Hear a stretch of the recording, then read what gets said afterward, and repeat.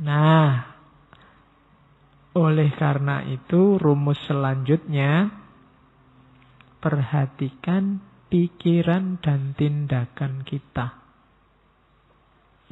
Jadi pikiran dan tindakan membawa pengaruh. Karena Blavatsky ini lebih dekat sama Hinduisme, Buddhisme, dia pakai istilah karma. Jadi, dan ada reinkarnasi. Kalau karma menjelaskannya harus agak hati-hati. Mungkin kalau dalam Islam mungkin tidak sevulgar kalau dalam setegas kalau dalam Hinduisme, Buddhisme. Kalau dalam Islam itu mungkin pakai ayat فَمَنْ يَعْمَلْ مِثْقَالَ ذَرَّةٍ خَيْرًا يَرَهُ وَمَنْ يَعْمَلْ مِثْقَالَ ذَرَّةٍ شَرًّا يَرَهُ. Barang siapa melakukan kebaikan sekecil apapun, dia akan melihat hasilnya. Barang siapa melakukan keburukan sekecil apapun, dia pun akan lihat hasilnya. Ini konsekuensi dari tadi bahwa hidup ini saling berkait. Yang kamu lakukan apa, itulah yang akan kembali. Kamu mengupayakan apa, itulah yang akan datang.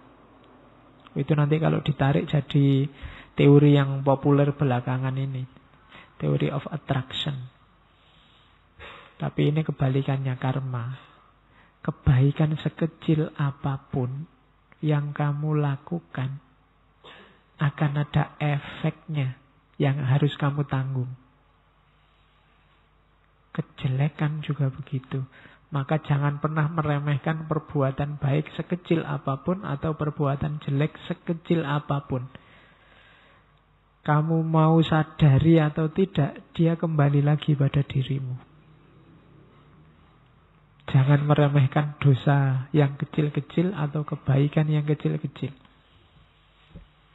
Ada temanmu gelasnya mau ditendang, terus kamu tolong, hati-hati ada gelas. Itu kebaikan kecil, kelihatannya sepele, itu akan kembali lagi padamu. Ya sopo ngerti kalau ternyata gantian yang ngantuk kamu mau nendang gelas, ada yang nulungi. Gitu kan gak terasa, kembali lagi padamu. Kejelekan sekecil apapun juga kembali. Alah Pak, bohong kecil aja. Males Pak jawabnya, dia cerewet sih. Misalnya, saya bohong kecil-kecilan. Itu nanti ada efeknya juga. Jangan menyepelekan kesalahan, dosa, kalau bahasanya agama maksiat, yang kecil-kecil. Dan juga kebaikan yang kecil-kecil. Ada efeknya, semua akan kembali. Di level dirimu dan di level alam semesta. Demi apa? Demi keseimbangan, demi harmoni tadi. Karena alam ini berjalan sesuai harmoni. Kesalahanmu yang kamu lakukan itu kan mengacaukan harmoni. Ya nanti ada kelanjutannya biar harmoninya kembali. Kebaikanmu juga begitu. Karena dia mendukung harmoni, maka kamu akan mendapatkan kebahagiaan dari dukunganmu. Itu karma. Kalau reinkarnasi ini, hidup ini berlanjut. Jadi pahami saja bahwa tidak selesai hanya dengan dunia ini. Kalau di Hindu dan Buddha malah kembali lagi ke sini. Sebelum tuntas sampai makom mutmainnah, kamu akan dikembalikan lagi. Jadi kalau dalam agama, ya hidup itu tuntas. Ada kalkulasinya kalau dalam Islam. Kalau kamu banyak dosa, banyak salah, mengacaukan harmoni, ya besok ada hisabnya. Ada penderitaan yang harus kamu tanggung di akhirat. Meskipun tidak harus kembali lagi ke dunia. Seperti konsepnya Hinduisme dan Buddhisme. Itu bahasa kasarnya, kebaikan apapun, kejelekan apapun yang kamu lakukan kembali lagi padamu. Itu karma. Kayak acara TV. Itu karma. Jadi lakukan karma yang baik, jauhi karma yang jelek. Kalau dalam Islam ada rumus innal hasanat yudhibnas sayyi'at. Kalau kamu merasa, Pak, saya kemarin terlanjur melakukan yang jelek-jelek. Sekarang double lakukan kebaikan sebanyak mungkin untuk menetralisir. Jadi caranya begitu. Jangan putus asa. Wah, terlanjur, Pak. Gimana ini? Dosaku akeh iki, Pak, piye misalnya. Nah, ya tetap ada jalan keluar. Lakukan. Kalau dalam agama kan disuruh tobat dulu, menyesal. Semenyesal-menyesalnya. Baru kemudian diikuti dengan perbuatan baik-baik untuk membakar yang jelek. Yudhibnas sayyi'at. Kalau ada hak yang harus dibayar, ya dibayar. Kalau tadi temanmu yang dibohongi masih ada, minta maaf ya, saya kemarin bohong. Ada, itu berarti ada hak yang harus ditunaikan. Kalau tidak ada, wah orangnya sudah jauh, Pak, susah, Pak. Malu saya, Pak, ngomongnya, Pak, misalnya. Ya wis, lakukan perbuatan baik sebanyak mungkin. Nah, itu untuk menghindari karma yang jelek. Oke, jadi rumus selanjutnya karma dan reinkarnasi. Itu rumus hidup. Itu sambungannya dari asal-usul tadi sebenarnya. Terus ingat-ingat fakta, dengan alam saja kita ini satu, apalagi dengan manusia. Persaudaraan antar manusia itu sifatnya alamiah. Jadi natural. Bukan kok, yuk kita bersaudara, yuk. Kita temenan aja deh ya, saudara aja ya. Misalnya, bukan itu maksudnya. Jadi hakikatnya secara spiritual kita itu satu. Bukan kok nembak ditolak terus kita temenan aja ya, bukan itu. Ya.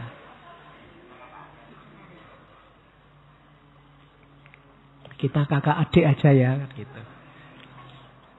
Nanti kan banyak kamu yang gitu ya. Nembak ditolak terus kita kakak adik ya. Alah, kakakku mau sudah banyak. Oke. Jadi kita adalah jemari dari tangan yang sama. Kita adalah pancaran cahaya dari pusat cahaya yang sama. Jadi teosofi ini agak dekat kalau teori penciptaannya dengan emanasi. Banyak orang yang susah memahami emanasi. Dianggapnya penciptaan emanasi ini bertentangan dengan penciptaan yang tidak ada, creatio ex nihilo. Padahal menurut saya tidak. Jadi emanasi bukan lawan dari creatio ex nihilo. Menciptakan dari tidak ada apa-apa, tiba-tiba ada mikrofon. Itu kan creatio ex nihilo. Kalau zaman segalanya tidak ada, awalnya kan yang ada hanya Allah. Tidak ada apa-apa sama sekali. Yang ada satu-satunya hanya Allah. Berarti begitu ada ciptaan, itu kan keluarnya dari Allah. Itu kan emanasi. Sumbernya dari Allah. Itu kan emanasi. Bahasanya tokoh-tokoh emanasi melimpah dari Allah. Jadi terus limpahan ini melimpah lagi. Melimpah lagi kalau dalam tasawuf. Limpahan pertama yang paling dekat sama Allah itu nanti yang disebut Nur Muhammad. Dia jadi prototipenya alam semesta. Yang paling dekat sama Allah. Itu emanasi. Ya, kalau ada tanya misalnya, dari tidak ada kacamata, dari ada kacamata, itu terus bahannya apa? Loh, karena bahannya juga segalanya tidak ada. Yang ada cuma Allah, berarti bahannya ya Allah. Wong segalanya tidak ada, yang ada hanya Allah. Maka adanya sesuatu itu ya sumbernya Allah. Cuma bedanya di bahasa. Orang emanasi menyebutnya melimpah. Sementara di creatio ex nihilo itu bukan. Melimpah itu kan kayak dari gelas terus dituangkan gitu kan. Cuma yang creatio ex nihilo tidak melihat prosesnya, melihat pokoknya Allah menciptakan dari tidak ada jadi ada. Yang itu ya sumber ciptaannya pasti Allah juga. Jadi itu sebenarnya pembulatan filosofis maksudnya sama, tapi sudah terlanjur gegeran dan merasa berbeda. Oke, kita ini satu sumber. Secara spiritual sama. Tadi kan yang saya bilang manusia dalam sisi spiritualnya kan satu semua dari Allah. Yang jadi identitas manusia itu kan yang spiritual ini tadi. Berarti apa? Kita berada di frekuensi dari cahaya yang sama. Kita jemari dari tangan yang sama. Maka perbuatan baik itu semakin tinggi kualitasnya kalau act for and as the self of all. Bertindak untuk atau sebagai diri of all, diri banyak orang. Jadi rumus bergaul hubungan antar manusia yang paling luhur itu tidak untuk kepentingannya sendiri, tapi pikirkan kepentingan banyak orang. Syukur-syukur bisa semua orang. Itu namanya act for and as the self of all. Kenapa? Kalau aku berbuat baik padanya, itu sama saja berbuat baik padaku, karena aku dan dia satu hakikat.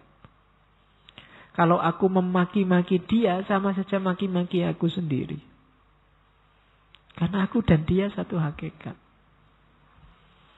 Karena ada itu kan hadisnya Nabi, banyak ada orang yang dilaknat karena memaki bapaknya orang lain, dan orang lain yang dimaki akhirnya bales maki bapaknya sendiri.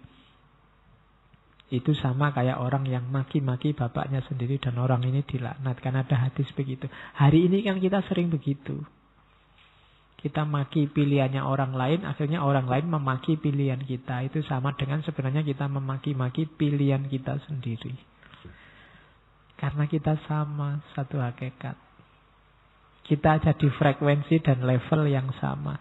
Kita ini bersaudara. Muhrim lah pokoknya. Oke, jadi act for and as the self of all. Tindakanmu mau melakukan apapun, kalau bisa cari yang manfaatnya untuk lebih banyak orang, tidak hanya untuk dirimu. Semakin banyak yang dapat manfaat dari tindakanmu, semakin tinggi kualitas perbuatanmu. Tapi kalau Anda menyenangkan, membahagiakan dirimu sendiri, ya enggak. Makan kalau memang bisa ngajak teman, diajak aja. Kecuali ya bekalnya pas-pasan. Tapi kalau bisa diajak. Atau piknik ya, kalau mampu ya diajak. Itu manfaatnya lebih besar. Apapun yang kamu lakukan, cari manfaat yang untuk lebih banyak orang. Itu kualitas tindakannya lebih tinggi. Karena itu sama dengan kamu memberi manfaat bagi dirimu sendiri. Makanya orang teosofis ini dekat dengan konsep altruis. Jadi tidak terlalu care dengan kepuasan kebahagiaannya sendiri, tapi lebih concern dengan kepuasan kebahagiaan yang lain. Tidak ada orang yang bilang altruis itu jelek atau jahat. Kalau kamu ada orang yang demi orang lain mau berkorban, itu kan luhur dia. Oke, konsep kunci selanjutnya ini yang saya omongkan narasi-narasi besar, utama, dan dalam. Detailnya banyak, cuma saya bawa beberapa yang sekiranya bisa kalian tangkap. Nah, dalam hidup ini jangan khawatir. Tuhan, Allah, realitas puncak menyediakan fasilitas para penuntun. Jadi memang secara periodik ada para guru besar, bukan profesor loh ya. Apa bahasa? Ya, orang-orang utama yang tugasnya nuntun. Kalau dalam tasawuf para mursyid, yang membantu kita dalam tadi perjalanan suci kita di muka bumi. Kalau haji ya mereka jadi petugas hajinya, yang bantu kita. Ini para guru besar.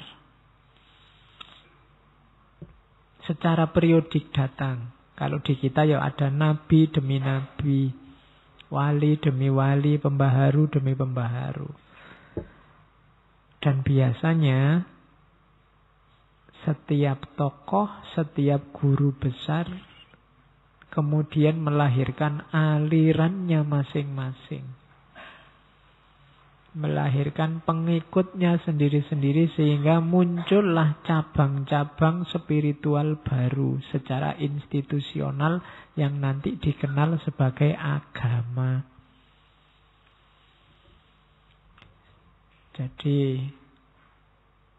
dari sini nanti muncul pandangan bahwa agama-agama itu sumbernya sama.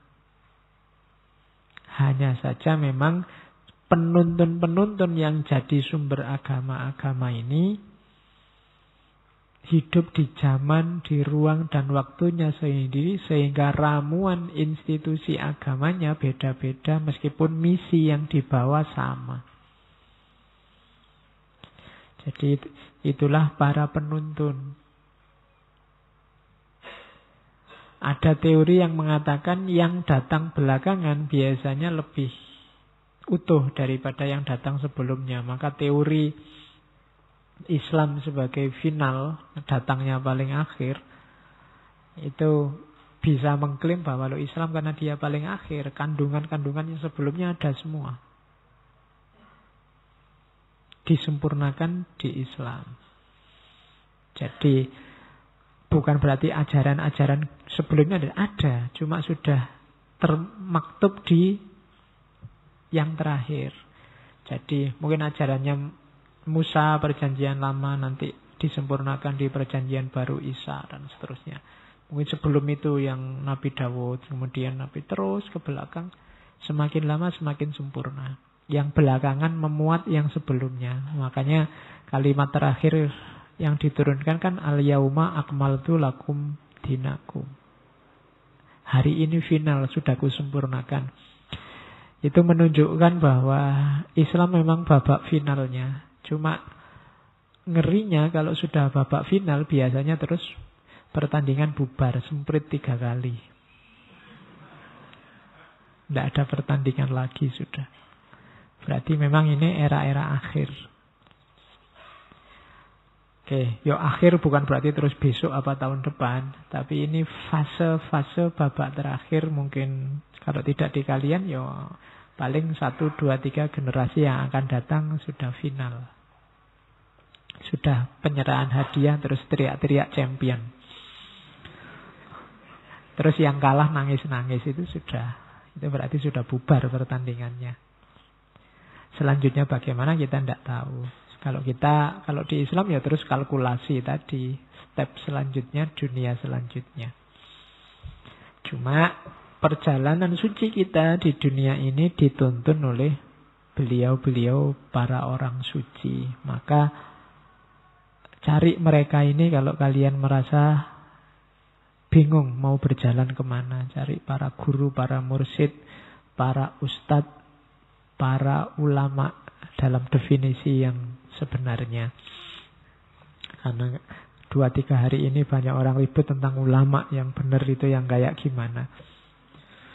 Alhamdulillah loh ya, selama ini kamu cuek dengan orang bolak-balik ngomong ulama, kamu peduli amat siapa ulama. Sekarang orang mulai belajar, apa sih sebenarnya ulama itu? Itu manfaatkanlah wacana-wacana yang beredar itu untuk nambah ilmumu. Tidak usah ikut kontroversinya, tapi nambah ilmu. Setiap isu kan bisa nambah ilmu baru. Oke, biar mereka yang gegeran, jangan kita. Terus dari situ nanti muncul pandangan bahwa agama-agama di dunia itu seperti cabang dari pohon yang sama. Ini nanti jadi cikal bakal lahirnya gagasan pluralisme. Sebagaimana cabang, ya ada karakter samanya, tapi ada juga bedanya. Karena dia berkembang ke arah yang berbeda, meskipun asalnya sama. Ranting A sama ranting B kan beda. tapi dia berasal dari pohon yang sama. Yang sini daunnya lebat, yang sini daunnya tidak terlalu lebat, yang sana malah tidak ada daunnya, bisa beda-beda. Tapi dia sumbernya pohon yang sama.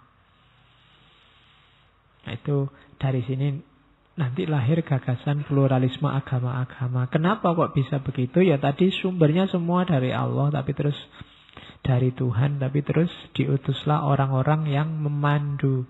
Para pemandu ini menyampaikan pesan, menyampaikan misi sesuai ranah, ruang, dan waktunya masing-masing. Dikemas dalam budaya yang mereka hadapi sendiri-sendiri.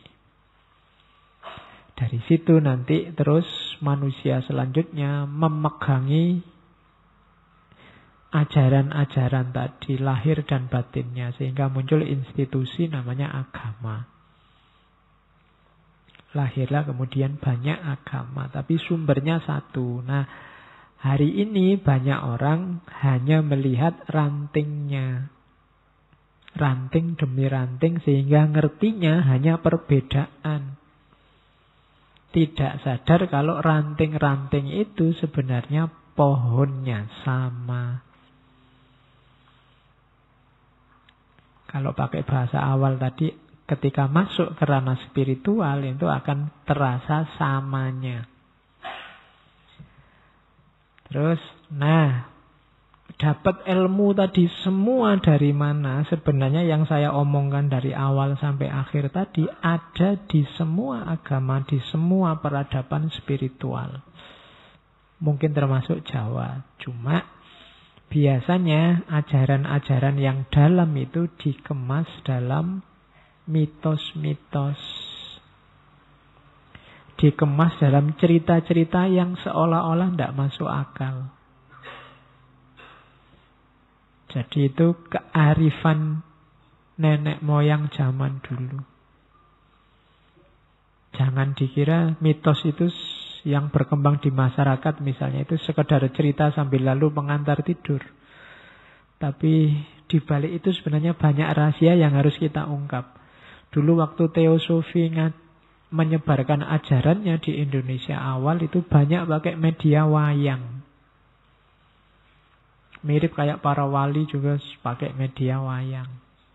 Itu kan cerita-ceritanya simbolis semua. Kalau orang tidak bisa menangkap simbol cuma dapat cerita wayangnya. Tapi kalau jiwanya siap nanti akan ketemu rahasianya, ketemu hikmahnya. Sama kayak minggu lalu kita cerita-cerita banyak tentang Nasruddin. Itu kan ya, kalau nggak bisa menangkap hikmahnya, dapat lucunya tidak masalah. Dapat lucu itu kan sudah lumayan terhibur. Tapi kalau akalmu nyampe, jiwamu siap, kamu akan ketemu rahasianya.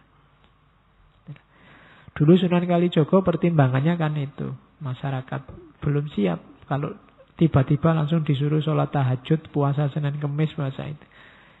Dimasukkan pelan-pelan. Dikasih simbol-simbol. Dengan asumsi ini masyarakat kalau semakin meningkat, semakin cerdas, mereka akan siap dan bisa menangkap pesannya. Cuma kok yontilalah, katanya Blavatsky di awal tadi, masyarakat ternyata tidak dewasa-dewasa. Gegeran zaman dulu sama persis dengan gegeran hari ini. Dulu ada perang adat, perang padri itu ya podo, yang keras-keras kaku sama yang tradisi. Semoga sekarang tidak terulang lagi perang itu. Jadi kita tidak matang-matang, tidak dewasa-dewasa. Jangan-jangan sudah ada banyak isyarat, banyak simbol, kita tidak bisa baca. Kita yang ngerti mitos, cuma kita pakai guyonan aja. Nyai Roro Kidul, mungkin di balik itu ada banyak visi, banyak misi.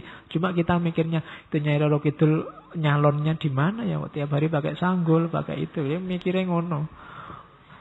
Jangan-jangan narasi-narasi itu ada rahasianya.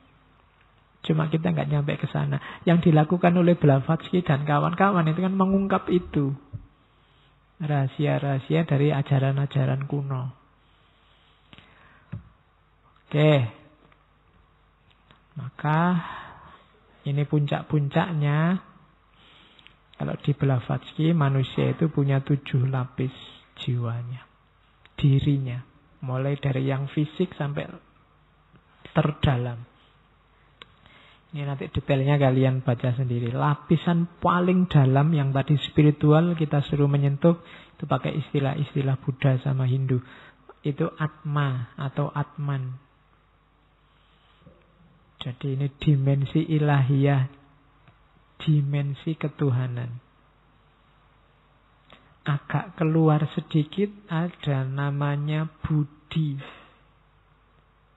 Ini yang kalau di Jawa populer jadi nama orang ini, Budi. Ya, Budi ini mental, jiwa yang dicahayai oleh Atman. Namanya Budi. Jadi Budi itu pasti baik. Ya. Karena dapat cahaya ketuhanan. Ya. Makanya orang bilang utang budi itu berarti utang kebaikan, bukan utang yang jelek-jelek. Kalau orang dipukuli kan, awas kamu nanti, aku utang budi padamu. Enggak, itu bukan utang budi. Jadi budi itu pasti baik. Kenapa? Budi itu dimensi rohani manusia yang dicahayai oleh aspek ketuhanan. Namanya Atman. Lebih keluar sedikit lagi ada namanya manas. Manas ini akal. Rasio. Batin juga. Nah, keluar sedikit lagi dari akal, agak ke anu lagi ada hasrat. Keinginan, nafsu, ambisi. Itu juga kualifikasi kita. Terus keluar sedikit lagi ada prana. Prana ini daya hidup. Ini kadang-kadang juga dipakai nama paranormal. Prana, sakti gitu ada. Ini daya hidup. Kalau bahasa Indonesia ini yang disebut rohnya. Yang membuat kita hidup. Baru setelah itu ada namanya linga sarira. Ini jiwa astral, kayak cetak spiritual, cetak energi manusia. Tubuh astral. Kalau kalian mimpi, itu yang jalan-jalan yang beroperasi level jiwa astral ini. Aspek astralnya. Baru setelah itu yang paling lahir namanya apa itu? Tula sarira, tubuh fisik, jasad. Jadi jasad, tubuh astral, roh atau daya hidup, ke dalam lagi ada hasrat, keinginan, nafsu, ke dalam lagi ada intelek, pikiran, ke dalam lagi ada budi. Jadi jiwa yang sifatnya spiritual karena dapat cahaya dari yang paling dalam namanya Atman. Jadi setiap titik itu punya hak dan kewajibannya sendiri-sendiri. Kalau ingin memahami manusia itu apa dan bagaimana, gali dirimu sampai ke dalam. Sejauh mana kamu sudah mengelola jasadmu, mengelola rohanimu, mengelola daya hidupmu, nafsumu, budimu. Apakah kamu sudah bisa nyambung sama Atmanmu?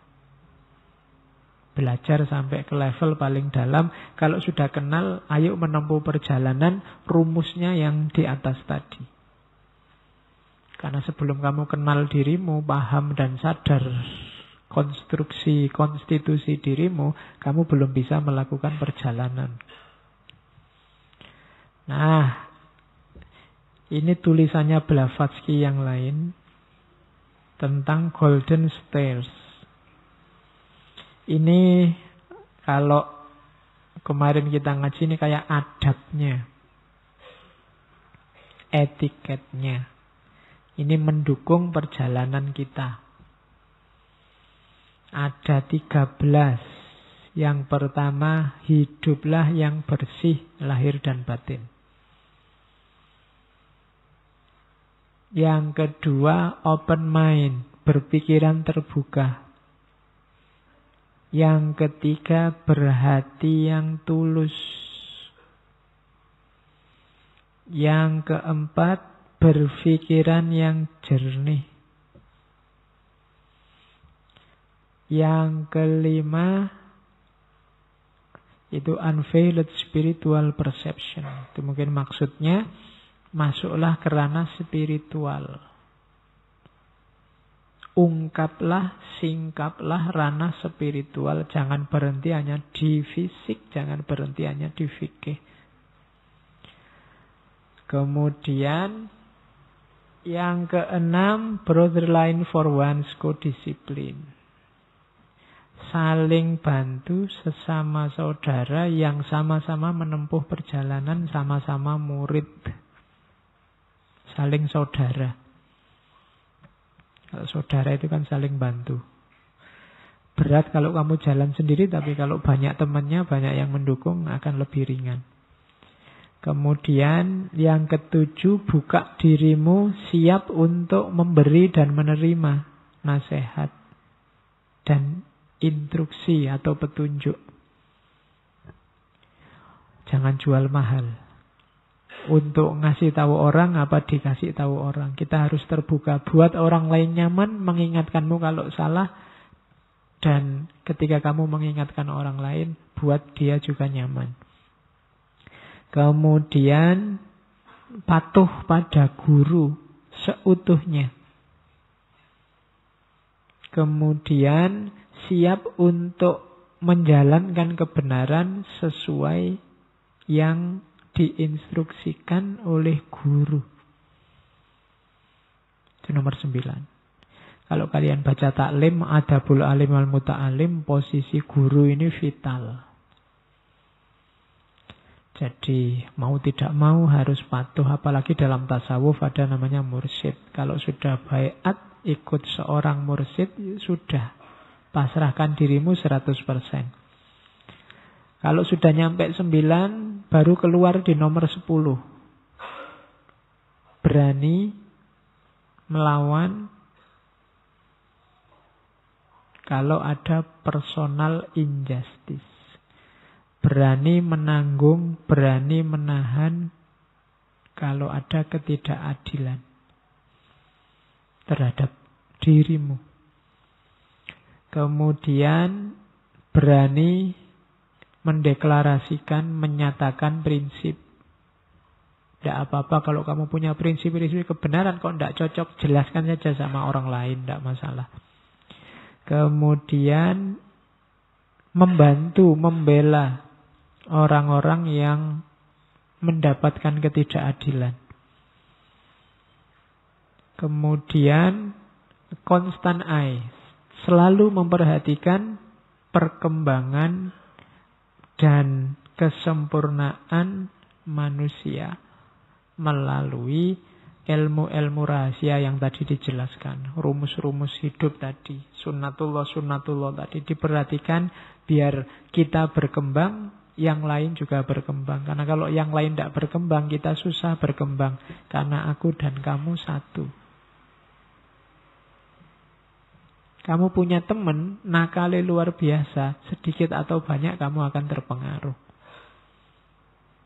Harus berkembang bareng-bareng. Sebaliknya punya teman soleh luar biasa, nanti yang soleh ini terpengaruh kamu nakal. Ya.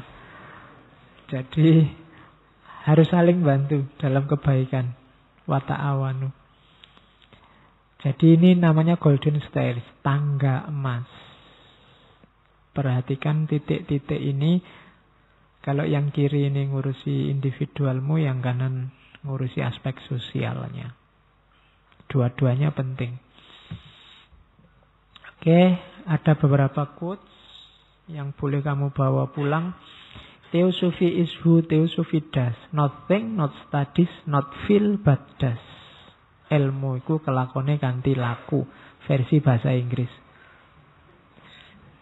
Jadi teosofi itu siapa yang menjalaninya, bukan yang memikirkannya, bukan yang mengkajinya kayak malam hari ini, bukan yang merasakannya saja, tapi yang menjalankannya. Tadi ada banyak rumus-rumus tentang perjalanan, tentang kebaikan. Ya lakukan. Itu yang kedua, sebelum jiwa dapat memahami, Harmoni dalam diri harus dicapai, dan mata lahiriah dibuat buta dari segala ilusi. Ini dalam penjelasannya, tapi kamu bisa menangkap pasti. Sebelum jiwamu bisa paham yang saya jelaskan tadi, malam ini hanya akalmu yang menangkap sebenarnya. Jiwamu belum paham. Jiwa yang paham itu nanti dia sadar. Cuma untuk melahirkan kesadaran ini butuh dirimu beres dulu, harmonis dulu.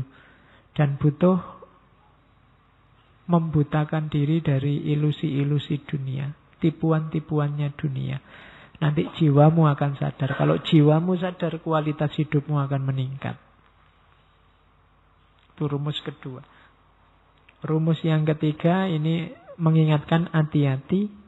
Kebajikan dan kebijaksanaan adalah sesuatu yang luhur. Namun kalau keduanya melahirkan kesombongan dan keterpisahan dari semua manusia yang lain, maka keduanya hanya menjadi belokan-belokan penonjolan diri dalam bentuk yang terlihat lebih baik. Belajar filsafat, belajar kebijaksanaan, menjalankan kebajikan, itu mulia.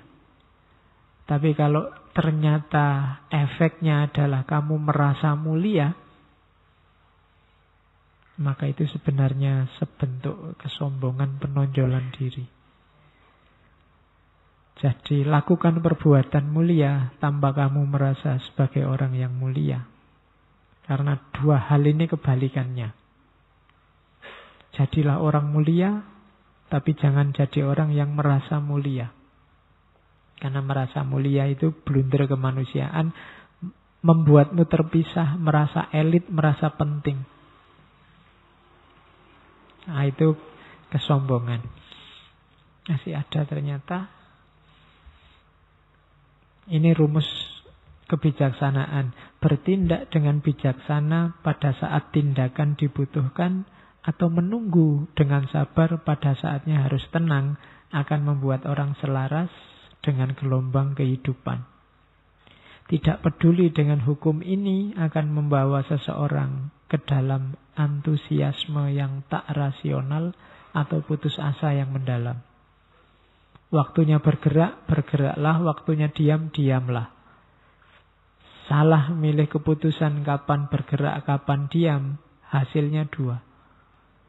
Semangat tapi tidak rasional, atau putus asa karena gagal. Jadi waktunya gerak, gerak aja. Waktunya diam, diam. Kalau tidak kamu akan kecewa. Waktunya nembak, ya ditembak.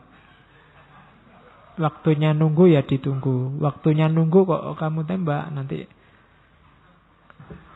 ya ditolak, kamu kecewa mendalam. Sudah antusias tapi kecewa karena kamu tidak rasional.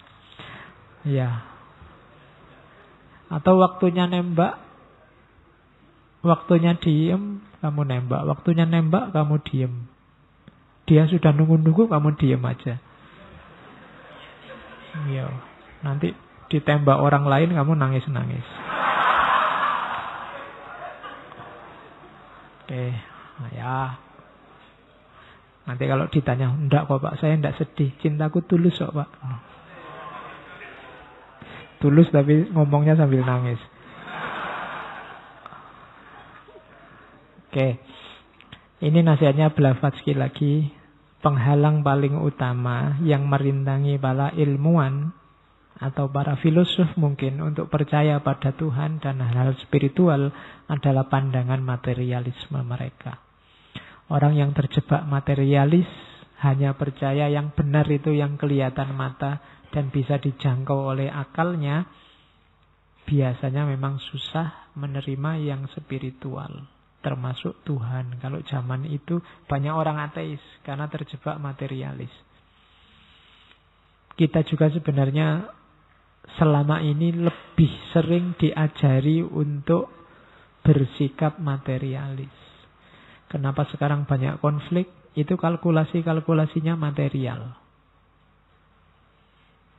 Seolah-olah kebahagiaan, kemakmuran, kesejahteraan itu kuncinya di hal-hal yang kelihatan mata. Harus jadi presiden atau harus tidak jadi presiden. Harus mendukung A atau harus mendukung B. Hari ini kita susah. Kalau saya ngomong kesejahteraan, bayanganmu pasti ekonomi. Kalau saya ngomong kemakmuran, juga ekonomi yang ada di pikiranmu. Kebahagiaan mungkin yang pertama-tama kecukupan ekonomi. Itu otak kita sebenarnya sangat bau materi. Padahal kemarin sejak Diogenes, sejak Nasruddin kita diajari bahwa bukan itu yang namanya kaya. Bukan itu yang namanya makmur dan sejahtera. Cuma kita banyak terjebak di materialisme.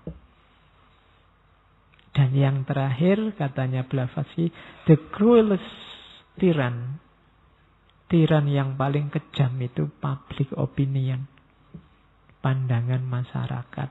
Dan hari ini kamu rasakan itu lewat Twitter, Facebook, Instagram. Maka rumusnya apa? Jangan terlalu pusing dengan public opinion. Karena public opinion bisa iya, bisa tidak. Kalau hari ini kan banyak tidaknya daripada iyanya. Karena dia adalah tiran yang paling kejam. Masih banyak parameter-parameter kebenaran yang lain yang lebih hakiki dibandingkan public opinion. Oke, alhamdulillah. Itu kenalan kita dengan teosofi lewat Blavatsky. Masih sangat banyak wacananya, sangat banyak isu-isunya. Saya bilang tadi, saya membawa beberapa saja yang mungkin relevan untuk ngaji kita. Termasuk dalam rangka mengantarkan kita ketemu tokoh terakhir kita bulan ini minggu depan, yaitu Raden Mas Sosrokartono, yang dipandang juga salah seorang tokoh teosofi. Oke, saya kira itu. Kurang lebihnya mohon maaf. Wallahul muwafiq, wallahu a'lam bissawab. Wassalamualaikum warahmatullahi wabarakatuh.